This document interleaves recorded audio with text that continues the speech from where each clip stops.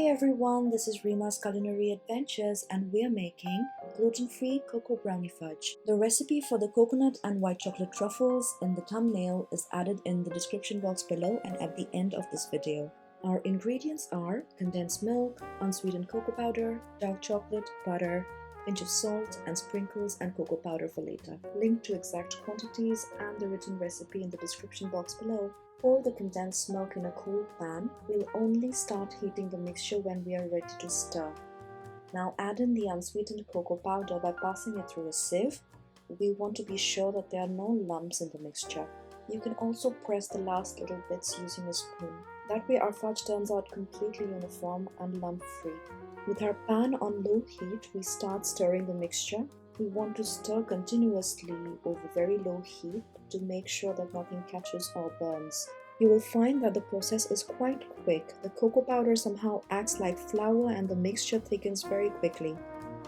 Do you see how it comes together like a cake batter? Not long now.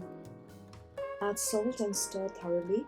In minutes it will start looking like brownie batter. This is when we want to take it off the heat and add in our chocolate and butter. I've added dark chocolate because I like this really intense and chocolatey, but feel free to add milk chocolate or even white chocolate.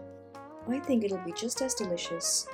We want to add our butter and chocolate while it's still warm, but it should be off the heat because we don't want it to melt and become unnecessarily greasy. Soon enough it'll come together into a cakey mixture. It's deliciously fudgy, almost like cake pops. At this point you could get really creative and add all sorts of fixings. I like marshmallows, choco chips, a variety of nuts and seeds, dried fruits, coconut. The sky's the limit. Now the dough is ready to be chilled. I like to place it in a lined pan and put it in the fridge until it's cooled completely. Press the dough down gently with a spatula. It makes it really easy to cut it into pieces later on. You can choose to cool it in room temperature or you can refrigerate it. Either way it's going to come out nice and chill and quite firm. You can literally cut it into pieces or you can take the dough, roll it in your hand without even having to grease your palms. Make sure your hands are extremely clean and completely dry. You can take as much or as little dough as you want and you can shape them any way you want.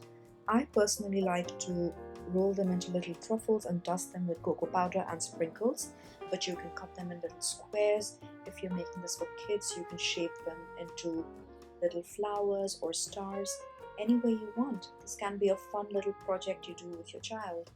These would also be lovely rolled in crushed nuts, or you could dip them in melted chocolate. All of the ingredients are naturally gluten-free and therefore these cocoa brownie fudge can be a part of a typical gluten-free diet. That said, be sure that the labels say that it's gluten-free to make sure that it was processed at a facility where there wasn't any risk of contamination. These cocoa brownie fudge keep very well refrigerated in an airtight container for 3 to 5 days and are best enjoyed at room temperature or cold. Give this recipe a go and let me know your thoughts in the comment section below. Please like and subscribe if you enjoyed this video. Thanks for watching and have a happy day.